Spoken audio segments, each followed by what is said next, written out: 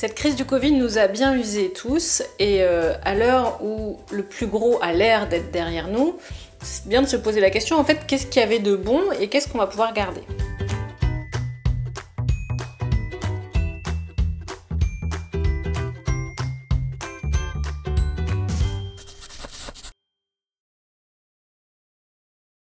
Coucou tout le monde, bienvenue sur Open Opal, la chaîne où on réinvente les organisations. Moi c'est Nina et je suis là pour vous donner des petits tuyaux pour changer la manière dont vous travaillez au quotidien à l'aide des approches Opal. Qu'est-ce qu'elle avait de bon cette crise?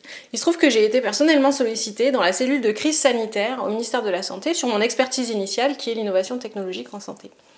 Et là ce que j'ai vu c'était complètement magique.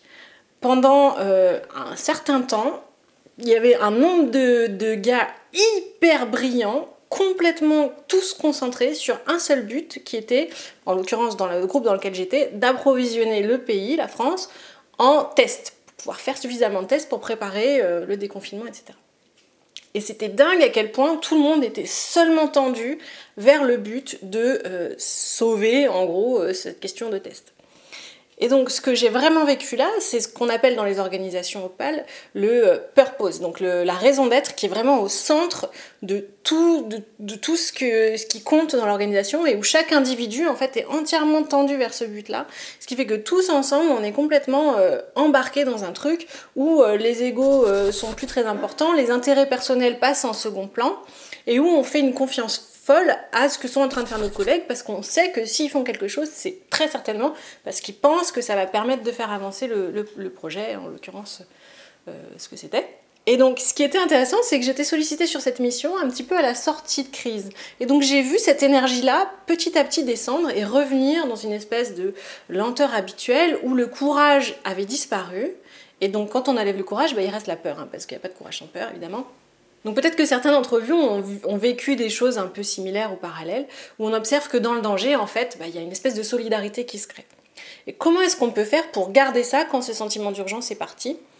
Eh bien, c'est justement en revenant à cette raison d'être en permanence. C'est-à-dire qu'à chaque fois qu'il y a une décision qui doit être prise, à chaque fois qu'il y a quelque chose qui est fait, remettre les choses dans leur contexte plus large en leur disant « mais attends, tu te souviens qu'on est là pour ce but-là, que j'ai peur qu'on s'en éloigne un peu, tu crois pas que ton intérêt perso, il peut passer un petit peu derrière, tu crois pas que machin, quand il a fait ça, c'est parce qu'il pensait que ça permettrait de faire avancer le projet plus facilement ».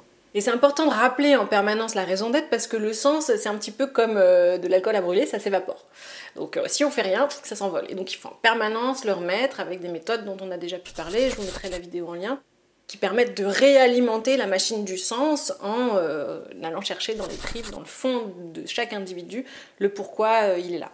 Donc une organisation qui a des valeurs, une raison d'être qui sont conscientes, a beaucoup plus de choses dans ses mains pour pouvoir faire de la régulation entre les individus et calmer un petit peu la compétition qui est souvent saine, mais il y a des moments où elle ne le devient plus.